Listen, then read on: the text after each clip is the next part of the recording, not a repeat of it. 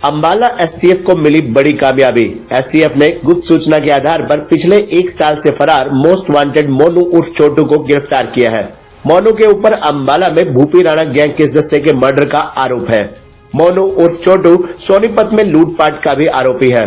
मोनू ने पिछले साल अंबाला के महेश नगर थाना में भूपी राणा गैंग के मोहित का मर्डर किया था।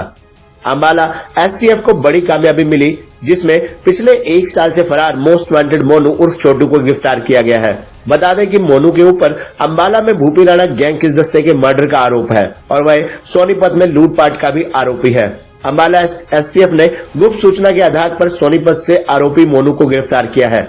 जानकारी देते हुए अंबाला एसटीएफ के सब इंस्पेक्टर रवि ने बताया कि मोस्ट वांटेड मोनू को एसटीएफ ने गिरफ्तार किया है। मोनू के ऊपर अंबाला के महेश नगर थाना में भूपी राणा गैंग के मोहित के मर्डर का आरोप है और सोनीपत में लूटपाट का आरोप है।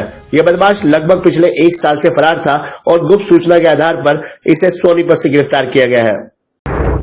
ये एक मोनू उर्फ छोटा, जो कि कोहाना में गांव बिंदल वहां का रहने वाला है और ये बेसिकली लॉरेंस गैंग से संबंध रखता है। काफी लंबे समय से ये लॉरेंस गैंग के साथ जुड़ा हुआ है।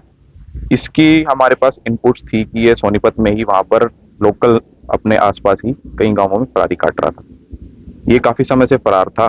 पिछले साल एक मुकदमा हुआ था महेश नगर थाने में, जो मोहित उर्फ जल्ला, जो कि भूपी राणा गैंग का लीड सदस्य है, उसका मर्डर किया गया था जनवरी लास्ट ईयर, जिसमें एफआईआर नंबर 54 थाना महेश नगर दर्ज हुई थी।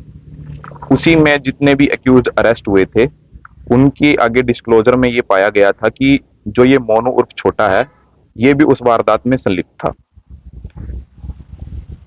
ये हमारी टीम को कोई इंफॉर्मेशन मिली थी, उस इंफॉर्मेशन पर हमने फर्दर वर्कआउट करते हुए हमने इसको काबू किया। काबू करने के बाद जब हमने इससे पूछताछ की तो पूछताछ में ये भी पता चला कि इसके ऊपर सदर गोहाना थाना का एक मुकदमा है, जिसमें ये उसमें भी ये वांछित चल रहा था काफी लंबे समय से। इसको हमने सोनीपत से ही काबू किया था। वो ऐसे इसके ऊपर हम वर्कआउट कर रहे थे, उस वर्कआउट के बेस पे ही हमने इसको सोनीपत से काबू किया। हमने इसको काबू करने के बाद, पूछताछ करने के बाद, इसको हमने सीआईए सोनीपत के हवाले कर दिया आगामी कार्रवाई के लिए।